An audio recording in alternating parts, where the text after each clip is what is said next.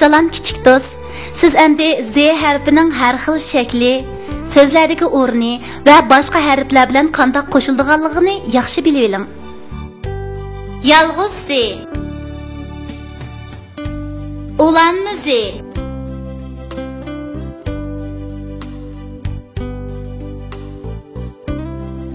Zirapijon egiz bo'g'ash osmonga beqib, tushib ketdi bir o'rakka, göppedi qilib. Ana qara bayavanda tüge izi, tügideki sahip Cemal Uyg'ur qizi.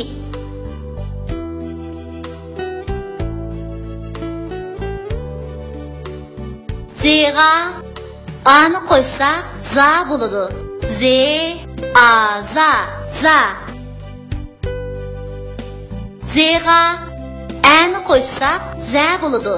Z, A, za, za. Az, az, az. Az, az, az. Ağa zatni qo'ysak azat bo'ladi. A, Z, azat, tezat, azat. Erga zanni qo'ysak erzan bo'ladi. Er, Z, azan, nezan, erzan.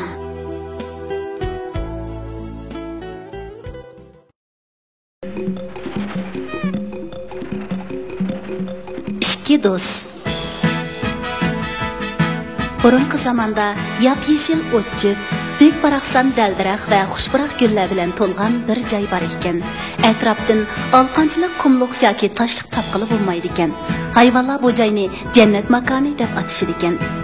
Zirapijon bilan Yilpizaxun ashu sehi tabiatning qo'ynida g'amsiz, xo'shal-xuram yashab kelayotgan yaqin do'stlar ekan. Bir kuni ular odati bo'yicha dala saylisiga chiqibdi. Ular o'zlarining uyi, bolalari va ularning kelgusi to'g'risida paranglashib ketib etib, hech qachon uchratmagan bir qo'rqinchli manzilga duch kelibdi. Ular qarg'udak bo'lsa, atrofdagi dal-daraxtlar kesilgan, o't-cho'plar chaylangan ekan. Buni zodi kim qilgandi? Dabda Zirapijon ochiqini zo'rg'i besib. Bu heliq odam deb atiladigan maxluqlarning qilgan ishi bo'lsa kerak. Qarg'ana bu izlarga shularni kerak qiladi. Dabda Yilpizaxun yiroqqa so'zilgan odam izlarini ko'rsatdi. Biz mush iz bo'ylab menga boqaylik. Balkim odamlarning shuncha ko'p daraxtni zodi nimaga ishlatganligini bilib olamiz. Dabda Zirapijon. Ular odamlarning izini bo'ylab yurib ketibdi. Yo'lda ularga uzilib ketgan bir zanjir uchrabdi. Bu zanjirni cho'qim daraxt kesganlar tushirib qo'ygan gap. Dabda Yilpizaxun tishlarini g'o'chirildi.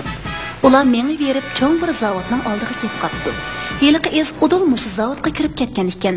Yilpizaxun o'zini tuta olmay Zirapijonga: "Do'stim, meni mush yerda saqlab turgan. Men zavodga kirib haqiqiy ahvolni o'qib boqay. Hayal qilmay chiqaman. Tasodifiy chiqamay qolsam, udul berib o'rmon podshohiga xabar qilaman. Agar o'lib ketsam, bolalarimga qarab qo'yasan." Dabda isada. Undaqda majenim do'stim, sen cho'qim qaytib chiqa olaysan. Dabda Zirapijon ko'ngli g'amkin holda. Shunda qilib Yilpizaxun zavodga kirib ketibdi. Zirapijon uni saqlab turibdi.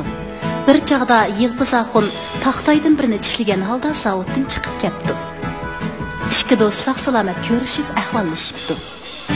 Aslida odamlar daraxtlarni kesib akilib, bu zavodda zinnat taxtiyi va boshqa turmush lozimatlarini yasaydi ekan.